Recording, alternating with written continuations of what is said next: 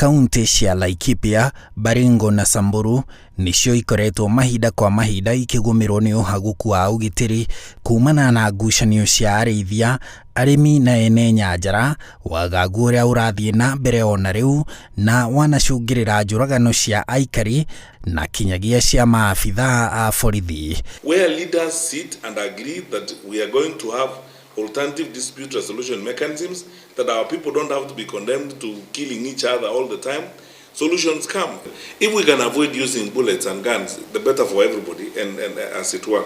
No honge cia ugitiri irauga kumana na kumbwo kwa ngwataniro ya atongoria kaunti icio ithatu iria itagwo Amaya, kaunti imwe ta Samburu ni cianjiriirie kugia na thayo. But I can tell you, Mheshimiwa, and I am the first one to admit that we have covered so much ground in this country where leaders have agreed that conflict is not the way of life. The problems in Samburu are almost reducing to now this belt, and because the governors have come together through the Amaya Triangle Initiative, the governor of Laikipia, the governor of Samburu, Turkana, Baringo, we are trying to see whether that can give us the method, that the vehicle that we need to put more resources to back our development intervention and to bring this problem to an end. Minister Matiang'I akiorota atongoria amwe a kiũteti kuma kaunti-inĩ ya Baringo akiuga nĩo makagĩrĩria mbara cia kĩndũrĩrĩ na marĩ na hinya wa kiũteti.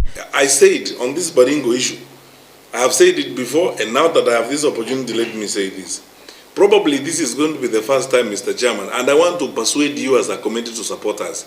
We as the security sector are going to write directly to the IEBC and request that some leaders should not be cleared to run for public office.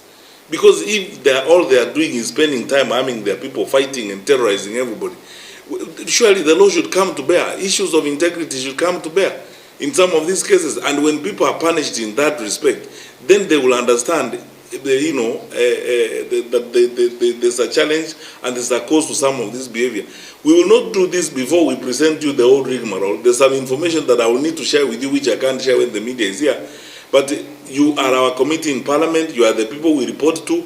I would like to share with you some of the information we have on some of these things, and we will take drastic action. I would like to see, especially during these elections, leaders being affected on account of some of the activities they do that have led to the insecurity of our people. That way then we will teach people a sense of responsibility, as it were. Unyitanĩri wa atongoria makiria a kiũteti na honge cia ugitiri, Matiang'I arauga nĩguo ũcoketie thayo mũhaka-inĩ wa kaunti cia Turkana na West Pokot, mũhaka-inĩ wa kaunti cia Narok na Migori, mũhaka-inĩ wa kaunti cia Narok na Kajiado, na ici nĩcio nginyo Laikipia, Baringo na Samburu mabatie kũrũmĩrĩra.